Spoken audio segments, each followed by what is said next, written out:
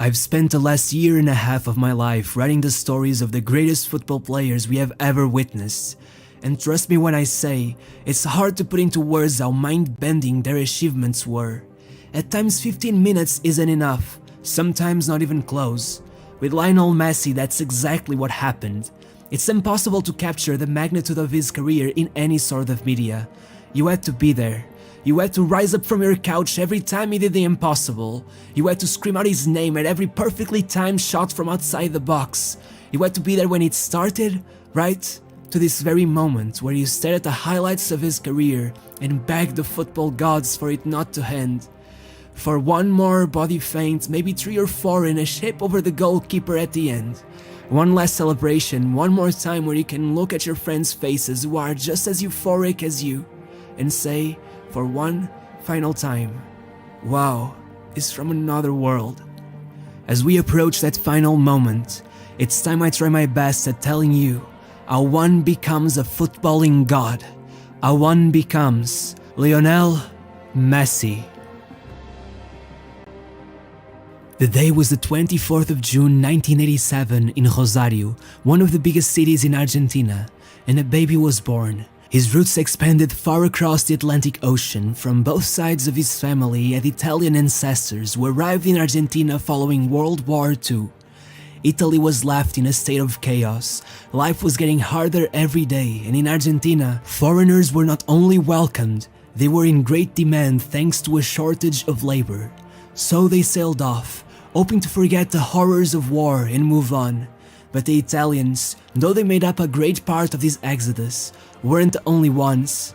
Messi's great-grandmother, from his father's side, came from another place in Europe, Catalonia. As she left it all behind, she could have never known that one day her grandson would be the region's biggest symbol, the new ruler of Barcelona. Growing up in a country like Argentina back in the late 80s, you'd pretty much be peer pressured into loving football. They were living the grand old days back then. Maradona was still going strong. Actually, the year Messi was born just happened to be Maradona's highest goal-scoring season ever. To add insult to injury in a good way, Messi's family happened to be filled with football fans.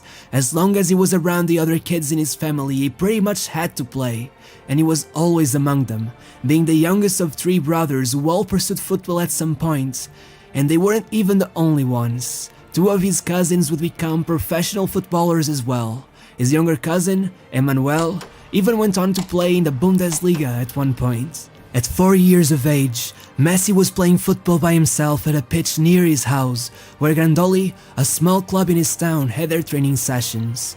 Messi was repeatedly kicking a ball into a wall when the club's president, Salvador Aparicio, walked by frantically. You see, the youth team had a match to play very soon and there weren't enough kids, so Salvador went up to Messi and told him to go ask his mom if he could play. At first, it didn't go as planned. Messi's mom would say, no, he's no good at football and anyways he's too small. Thankfully his grandma was there and she wasted no time saying, come on, let him play, it won't do him any harm. This moment changed Messi's life forever.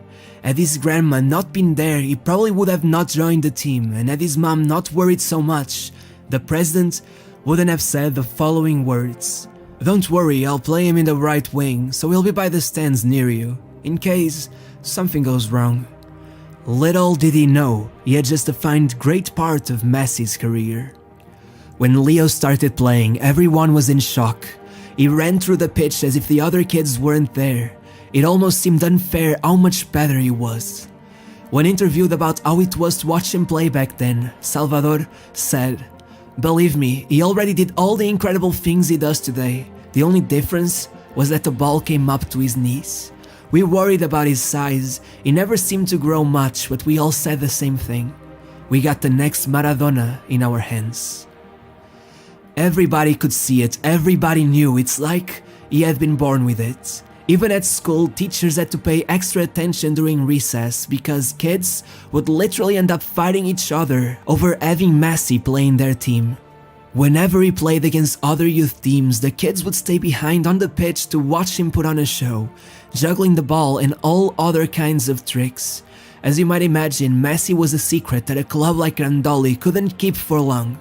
After a little more than 2 years, he was already on the move. The biggest club in Rosario was Newell's Old Boys. Their academy had provided the Argentinian national team with more players than any other, and naturally, Messi was a big fan. After all, his first ever birthday gift had been their jersey. As Leo played his last season at Grandoli, Maradona had begun playing for Newell's, and of course, Messi's family made sure to take the kids to watch him, and so by the next year, Messi had joined the club as well. Aged only 6, in his first ever game for the club they won 6-0. Messi scored 4. I guess he was setting the tone because this youth team would become known as La Máquina del 87. It seemed that having a young Lionel Messi wasn't enough for Newell's. This youth team contained a bunch of other youth talents. From very early on, people realized they were incredible. Any squad who faced them was utterly demolished, with no chance whatsoever. They would play 7-a-side until the age of 11, by which they had been invincible for 3 whole years, never once coming close to losing. Throughout all of this, Messi's main influence when it came to football weren't his brothers or his cousins or even his father. The one to show him the ropes was actually his grandma. Her name was Celia, and she seems like an amazing person. She was the one who encouraged him to play the most from the beginning. She brought him to his first training session, got his parents to buy him the first pair of boots, and once she even convinced the coach to call Messi up for a game. Messi loved her, I guess he still does. He once told the press that when he was a kid, he used to fight his cousins over who would get to sleep over at her house. Celia was ahead of everyone else. She had this ritual. Whenever she took Messi to practice, instead of wishing him luck or literally anything else, she would say, "Remember, one day you're gonna be the greatest football player in the world." The year between the ages of 10 and 11 was perhaps the toughest in Messi's childhood. First of all, Celia passed away, and it took a toll on him. He has said that to this day he still thinks about her all the time when playing football. He said there isn't one particular thing about her that could portray what she meant to him. He would have to know everything about her. It wasn't just the fact that she loved him that made her so important, it was how she showed her love for him.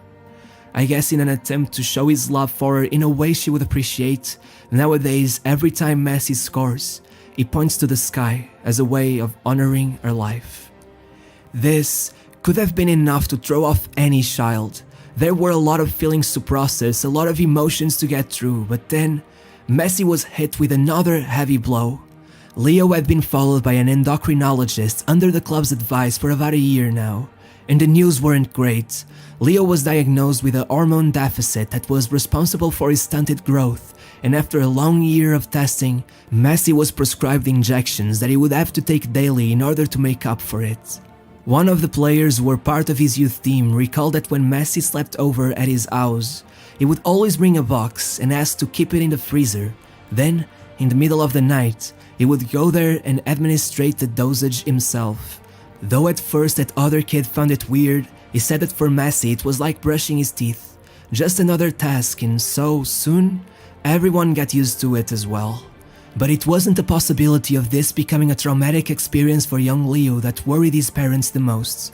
It was the treatment's cost of about $1,000 per month that soon their insurance would not be able to cover for. At first, Newell's agreed to cover the costs, but eventually, an economic crisis hit Argentina and they couldn't get the money. The family was scared.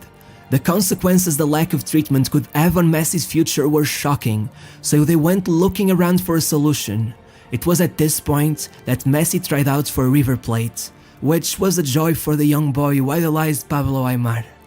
Leo tried out for only 20 minutes before they asked him to join, but first, he needed to get a permit from Newell's, and that's when things got sour, as they refused to give it to him, probably scared of the possibility of losing a prospect with this kind of talent.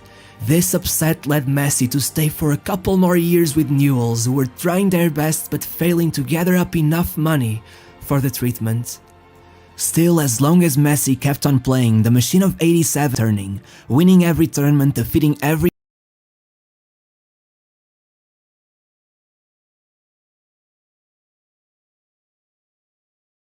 opponent, they became so They even went all the way across the